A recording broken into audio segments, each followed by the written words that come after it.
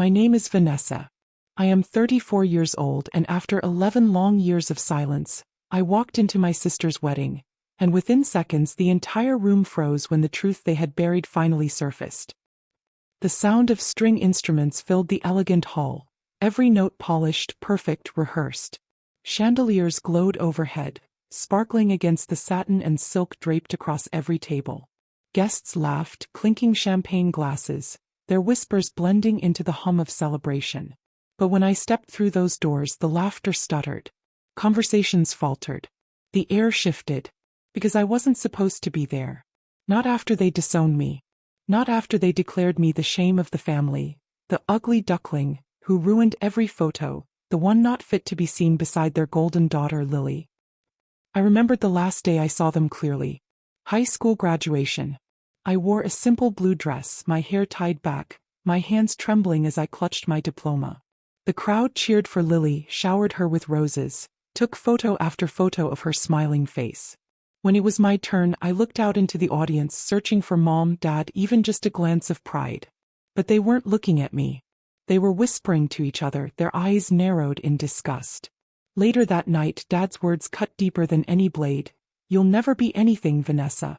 You're embarrassing us. Don't come back until you've fixed yourself." I left that night. And I never returned. Till now. If you're watching this, drop a comment, hit like and subscribe. Because what happened at that wedding wasn't just a reunion, it was a reckoning. I stood at the back of the hall for a moment, letting the stares wash over me. Lily stood at the altar in her gleaming white gown, her face pale, her hand clutching the groom's arm a little too tightly. The groom, James, turned, confusion flashing in his eyes as he saw me. "You know her?" he asked, his voice carrying through the microphone. I smiled slowly, every scar, every insult, every year of silence folding into that one moment. "More than you think." Gasps rippled across the room. Guests leaned forward, their curiosity piqued. Lily's lips parted, her face draining of color. "Vanessa, what are you doing here?" Her voice cracked on my name, the first time she had spoken it in over a decade. I took a step forward, my heels clicking against the marble floor, echoing louder than the string quartet that faltered to a stop. "What am I doing here?" I repeated softly. "I came to give you a wedding gift. The truth." Murmurs broke out among the guests, their eyes darting between Lily and me. Mom and Dad, seated in the front row, shifted uncomfortably. Dad's jaw was tight, Mom's nails dug into her clutch. They knew what was coming. And they were terrified. I stopped halfway down the aisle, the room so quiet I could hear my own breath. My eyes locked on Lily's, and for the first time in years, she didn't look like the perfect golden child. She looked guilty, exposed. And the truth I carried would shatter every illusion they had built. The room was frozen, every eye locked on me as if my presence alone had shattered the illusion of perfection they had built around Lily. Her groom, James, tilted his head, his voice uneasy. "Lily, what does she mean?" Lily's lips trembled. My sister. But she doesn't matter. She shouldn't even be here." The words cut, but they no longer destroyed me. They only fueled me. I remembered the years of being erased. Birthdays where my cake was half the size of Lily's. Christmas mornings where she unwrapped jewelry while I opened socks. The way Mom had whispered, "Smile smaller, Vanessa. Don't ruin the photos." And the night of my prom, when Lily had accidentally spilled punch down my dress while our parents laughed, telling me not to be dramatic. Yes, I was the sister who didn't matter. Until tonight. I took another step forward, my voice calm, steady. "Doesn't matter? Funny, Lily. Because I think James deserves to know who you really are. Who all of you are." Gasps rippled again. James's brow furrowed. "Lily, what is she talking about?" Lily's voice cracked. "She's lying. She always lies." My laugh was bitter cold. "Lies? Let's start with the truth about how you got here." I pulled a folded paper from my purse, one I had kept for years, tucked away as proof. The guests craned their necks, whispering. "This," I said, holding it up, "is the letter you wrote me when I left. 11 years ago. The one where you called me worthless, said I should disappear because I was ruining your life. Do you remember that, Lily?" Her face turned white. James reached for the paper, scanning it quickly. His jaw tightened. "You wrote this?" She shook her head frantically. It was a joke. She twisted it. But the words were there in Lily's perfect handwriting. You're an embarrassment. Don't come back. I hope no one remembers you exist. The guests stirred, their whispers louder now. The perfect bride didn't look so perfect anymore. I remembered the sting of reading that letter in a cramped apartment, my stomach empty, my heart breaking. I remembered promising myself that night never to beg for their love again. And now here I was, stronger, sharper, unafraid. Mom stood abruptly, her voice sharp. Vanessa, that's enough. This is your sister's wedding. Don't ruin it with your bitterness. I turned to her, my voice steady. Ruin it? Oh, Mom. I'm saving James from marrying into a lie. I'm showing everyone what you tried to bury, that your golden daughter isn't so golden after all. James looked at Lily, his face a mixture of shock and disgust.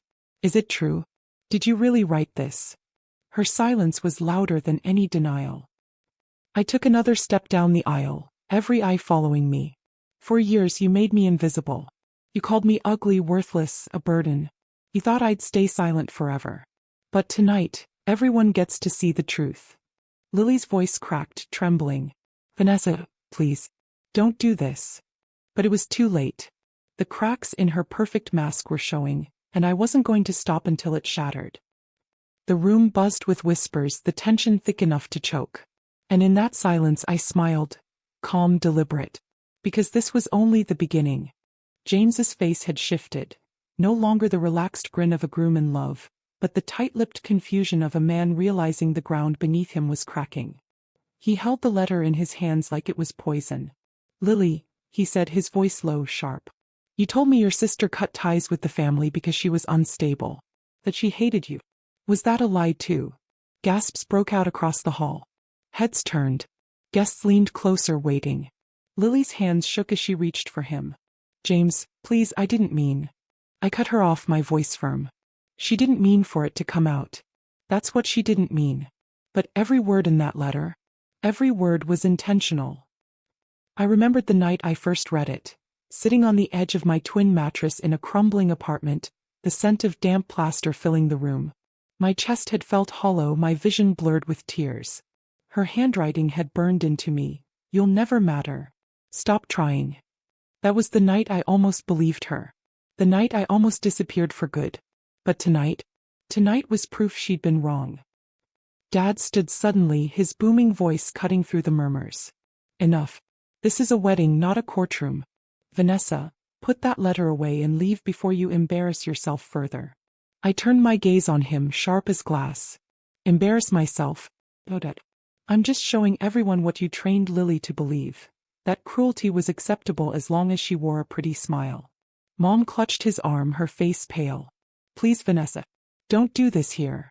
But it was already too late. James turned back to me. What else? What else haven't I been told? The room stilled again. The music had stopped entirely, the quartet lowering their bows, their eyes wide. Even the servers stood frozen, trays balanced midair. I inhaled slowly. Do you really want to know, James? Because once I tell you, you'll never look at her the same way again. Lily's eyes filled with panic. Vanessa, please. I ignored her. She wasn't the golden child because she was kind or hardworking or better. She was the golden child because I was forced to take her shadows. I let the words hang, then continued, my voice steady. Do you know who paid off her credit card debts in college? Who covered her rent when she skipped classes to party? Who pawned her own belongings so Lily wouldn't get evicted? Whispers swept across the room. James's eyes narrowed. You. I nodded once. Me. And do you know what I got in return? That letter. A lifetime of being called ugly, worthless, embarrassing. A memory flashed. Me at 19 wiring money to cover Lily's tuition. Dad had clapped Lily on the back and said, See? This is why you'll succeed. You always have someone cleaning up after you. That sentence had haunted me for years. And tonight I finally spoke the truth out loud. She didn't succeed because she worked for it, I said, my voice carrying across the hall. She succeeded because I bled for it. James's face hardened. He looked at Lily, his voice trembling with rage.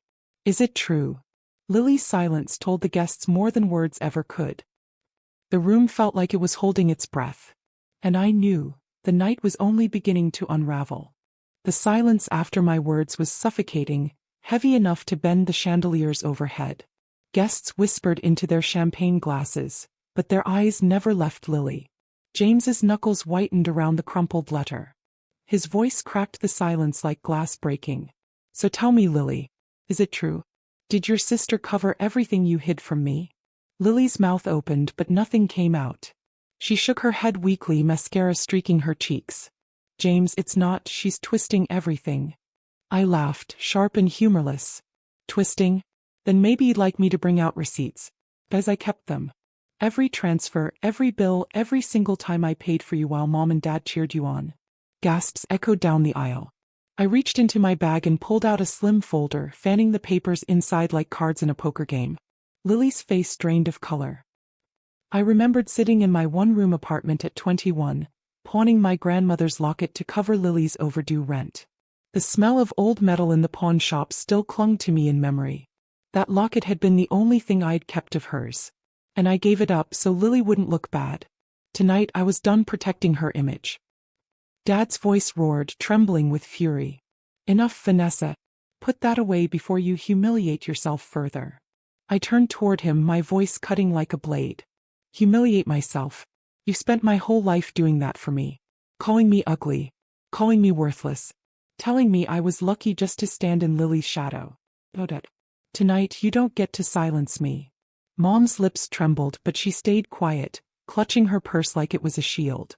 The guests weren't looking at me with pity anymore. They were looking at Lily, and at my parents, with suspicion. James stepped closer to Lily, his voice trembling with anger. You told me your sister hated you, that she was jealous of you. That's why she wasn't at the engagement, the showers, the rehearsal dinner. You said she chose to cut herself out. His words hit me like a bruise, but I kept my chin high. No, James. They cut me out. 11 years ago they decided I wasn't beautiful enough, perfect enough, worthy enough. They told me to disappear and I did. Until today. Lily shook her head violently, gripping James's arm. She's lying, I swear. But James pulled away, disgust flashing across his face. The crowd was buzzing now, the whispers relentless. Cousins. Old neighbors. Friends. People who had believed the myth of Lily's perfection were seeing the cracks spread in real time. And I wasn't finished. You all wanted a perfect bride, I said, my voice steady. But the perfection was bought on my back. Every bill paid, every mistake covered, every lie swallowed. And when I finally left, they rewrote the story to make me the villain. My eyes locked on Lily's. You think you buried me, but I came back. And now everyone knows. The quartet in the corner had lowered their instruments completely, their bows resting against their knees. The servers stood frozen with trays of champagne. The entire room was still waiting, watching. Lily's body trembled, her voice breaking as she whispered, Vanessa, please stop. But the truth was already out.